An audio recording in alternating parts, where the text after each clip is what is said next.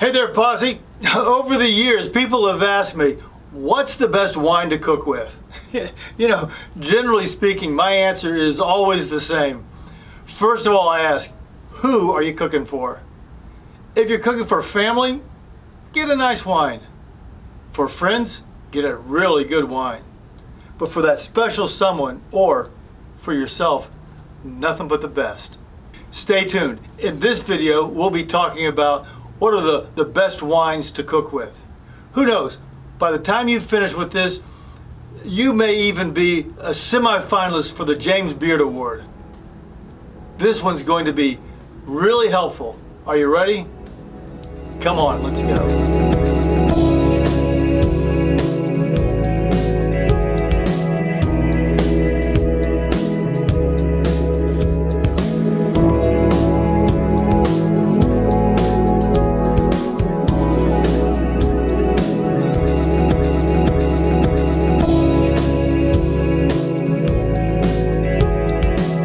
Hey there, Posse. I'm Pierre, and welcome to Asti Wine Consultants. Choosing the best wine to cook with will depend on the recipe and the flavors in your dish that you want to enhance.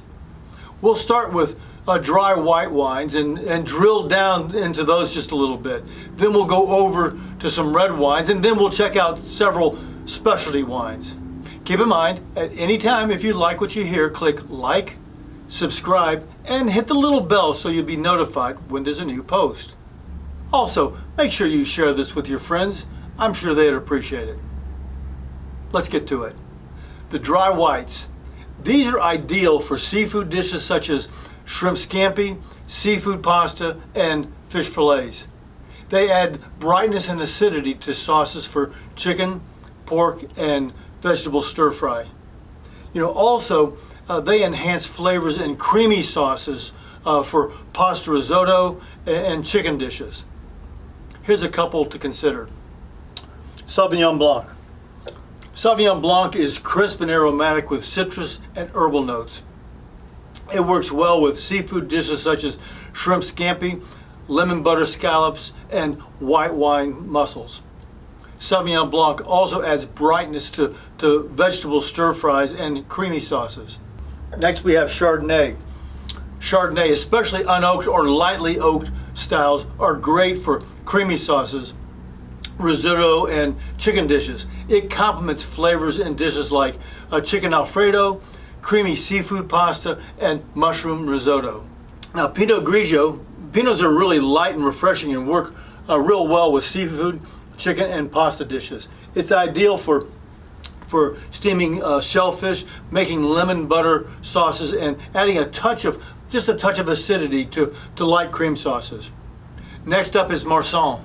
Marsanne is a lesser known white wine with a rich and slightly nutty flavor. It works really well in creamy sauces for chicken, pork, and seafood, adding depth and complexity to the dish. How are you doing there? Are you learning something new? Is this information helpful? If it is, write Asti in the comments below. Now next up is our dry red wines. These are great for braising red meats like beef and lamb and venison. They add some depth and richness to stews and roasts. Expect to incorporate depth of flavor in mushroom dishes, lentil soup, and hearty vegetable stews. They also add complexity to tomato-based sauces such as marinara sauce for pasta and pizza. Several of the more popular reds are Merlot. Now Merlot is a versatile red wine with smooth and mellow flavor profile. It works well in braised dishes such as beef stews, pot roasts, and coq au vin. Now, for those of you who aren't familiar with that, coq au vin is a specialty chicken dish. Merlot adds depth and richness to sauces and marinades. Next up is Cabernet Sauvignon. Cabs are known for their bold and robust flavors and are excellent for hearty dishes like beef short ribs, lamb shank, and rich pasta sauces. Its tannic structure helps tenderize meat and adds complexity to the sauces. Next up would be Pinot Noir.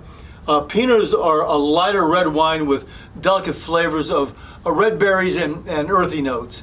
They're ideal for cooking poultry dishes such as roasted chicken and duck breast, and are actually my number 2 choice for chicken marsala. More on that in just a moment.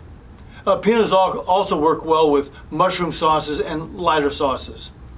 You know, I can't talk about cooking with wine without talking about Chianti. Now, actually, Chianti is from the Sangiovese grape. Now, Chianti, Sangiovese, it's all the same. Now, it's an Italian red that's perfect for tomato-based sauces like marinara, Bologna, and puccinese. Its acidity and fruitiness complement the flavors of tomatoes, herbs, and garlic in pasta sauces. All right, so we got through our whites and our reds, and we got them all under our belts. Now, the last thing we're going to take a quick look at are some specialty wines, specifically Marsala, sherry, and port wines. Marsala is essential for making the classic chicken marsala and also veal marsala dishes. It's just the best because it provides a sweet and nutty flavor. Now, in general, marsala is a great choice for adding depth and complexity to mushroom sauces, a gravy, creamy dishes like risotto or chicken with mushroom sauce, and creamy pasta dishes. So back to chicken marsala for just a moment. You know, I never forgot the first time I had it. It was a little Italian restaurant in North Miami called Marcella My Kitchen. Marcella Hazen was the owner and affectionately known as the Betty Crocker of Italian food. Marcella made a fantastic marsala chicken. My wife, God rest her soul, was the publicity manager for a large Florida department store chain. Pierre Cardin was in Miami for several days launching a new clothing line. We had dinner at Marcella's. I don't think we ever ordered anything. Marcella started bringing food out, and it seemed like she never stopped. You know, appetizers, antipastas, spaghetti, lasagna, chicken marsala, desserts. If it was Italian and food, it was on the table. Also, there were dollops of garnished orange sherbet between each course so we could cleanse our palate. She made these bread rolls, these garlic knots, super soft bread smothered in garlic and butter. Oh my gosh.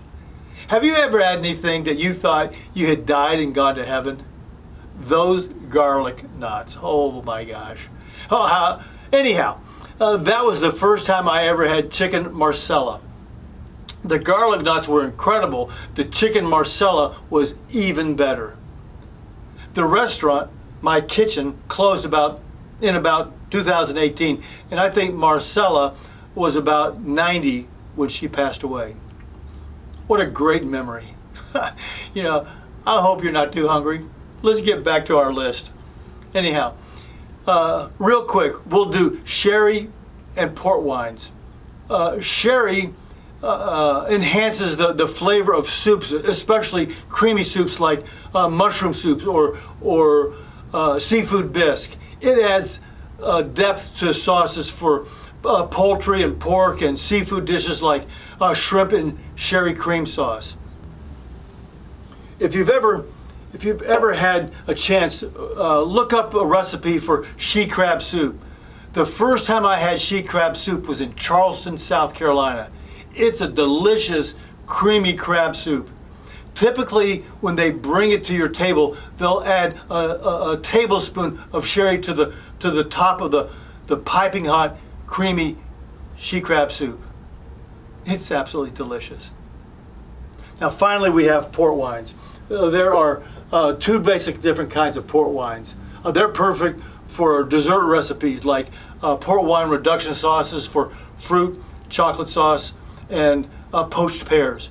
Additionally, port wines add richness and sweetness to savory sauces for roasted duck, game meats, and lamb.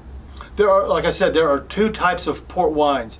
tawny port, which has a caramel color and has notes of caramel in it. Also, you have ruby port. Rubies are red and they express notes of cherry and red berries. You know, if you can't tell, I'm somewhat partial to Marsala and sherry and ports. While you can make something excellent with any of the wines that I've listed, these three really allow you to showcase any culinary artistry that you have. Before we wrap this up, here are a few final pointers. Choose a wine that you would enjoy drinking. Use wine that's good quality but not overly expensive. Avoid cooking wines that are really heavily salted or flavored because they alter the taste of your dish in an undesirable way. And finally, adjust the amount of wine according to your taste preference and the recipe's requirements. Folks, enjoy your cooking. Cheers. Hey Posse, thanks so much for investing the time to watch this video. I trust it was helpful to you. If you have any questions, let me know in the comments below. And please consider hitting subscribe. Oh, and be sure to check out these other videos. Until next time, cheers.